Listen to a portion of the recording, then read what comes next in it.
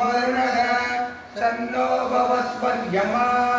सन्न इन्द्रो बृहस्पतिः सन्नो विष्णुरुक्रमः नमो ब्रह्मणे नमस्ते वायो त्वमेव प्रत्यक्षं ब्रह्मासि त्वामेव प्रत्यक्षं ब्रह्म वदिष्यामि ऋतं वदिष्यामि सत्यं वदिष्यामि तन्मामवदु तद्भक्तारमवदु अवदु माम् अवदु भक्तारम् ॐ शान्ति शान्ति शान्तिः शिक्षां व्याख्यात्यामः वर्णस्वरः मात्रावलं सामसन्धानः विद्युक्तशीर्षाध्यायः सकनौ यसः सकनौ ब्रह्मवर्चसम् अदादस्सहुंहिताया उपनिषदं व्याख्यास्यामः पञ्चस्वधिकरणेषु अधिलोकमधिज्योतिषमधिविद्यमधिप्रजमध्यात्मां तामसहुंहिता इत्यासक्षते अदादिलोकं पृथिवीपूर्वरूपं द्यौरुत्तररूपम् आकाशस्सन्धिः वायुस्सन्धातम् इत्यदिलोकम् अदादिज्योतिषम् अग्निपूर्वरूपम् आदित्य उत्तररूपम् आपसन्धिः वैद्युतसन्धानम् इत्यदिज्योतिषम् अदादिविद्यम् आचार्यपूर्वरूपम् अन्देवाभ्युत्तररूपम् इति महासंहिताः तयेव मेधामहासंहिता व्याख्याता वेदाः सन्दीयते प्रजया पशुभिः ब्रह्मवर्चसेनान्नाद्येन सूर्येण लोकेन यत्तन्दसां वृषभो विश्वरूपः तन्धोऽभ्यो अमृतात् सम्बभूव समेत्रो वेदया अमृतस्य देवधारणो भूयासं शरीरं मे विसर्जनं जिह्वा मे मधुमत्तमा कर्णाभ्यां भूरि विश्रुवं ब्रह्मणकोशोऽसि वेदया विहितः तन्मे गोपाय आवहन्ति विदन्वाना उर्वाणाशीलमात्मनः वासागुं जिममतावस्य तानि स्वाहा एयान्वर्चसोऽसानि स्वाहा तन्वापः प्रविशानि स्वाहा समावः परविश स्वाहा तस्मिन् सहस्रसागे निवगागं द्वयं हे स्वाहा यदा प्रपदयायन्ति यदा मासा अगर्जरम्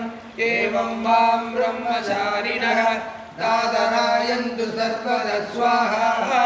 प्रतिवेदोऽसि प्रमापाहि प्रमापत्यत्वा भूर्भुवस्सुवरिदिवा येदास्तिस्रो व्यालयः तासामुखस्मैतान् चतुर्थे माघासमत्त सर्वे लोका महीयन्ते पूरिदिवा अग्निः भुव इति वायुः सुवरिद्यादित्यः मघ इति चन्द्रमाः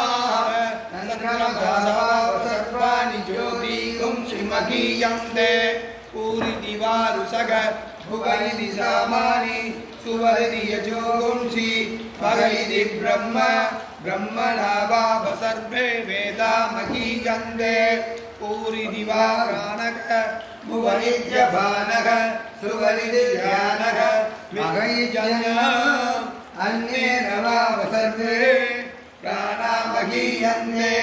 तावा एकादशस्मिन्नयं पुरुषो मनोमयः अमृतो हिरण्यमयः अन्तरेण दादुके चलेशस्तन इवावलम्बते चेन्द्रयोनिः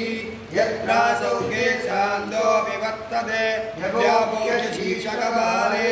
भूरि कर्णो प्रवितिष्ठति पान्तं वायुधमुं सर्वं पान्ते नैव पान्तर्गस्पृणोतीति ओमिति ब्रह्म ओमिति जगं सर्वम् ओमित्येतदनुग्रहाप्यो श्रावयेत् यात् श्रावयन् गायन्ति ओमिति सामानि गायन्ति ओम सोमिति शस्त्राणि सपुंसन्ति ओमित्यत्पर्यप्रतिगिरं प्रतिगृह्णाति ओमिति ब्रह्म प्रसूति ओमित्यग्निहोत्रमनुजानाति ओमिति ब्राह्मण प्रवक्षन्नाह ब्रह्मोपाप्नवानि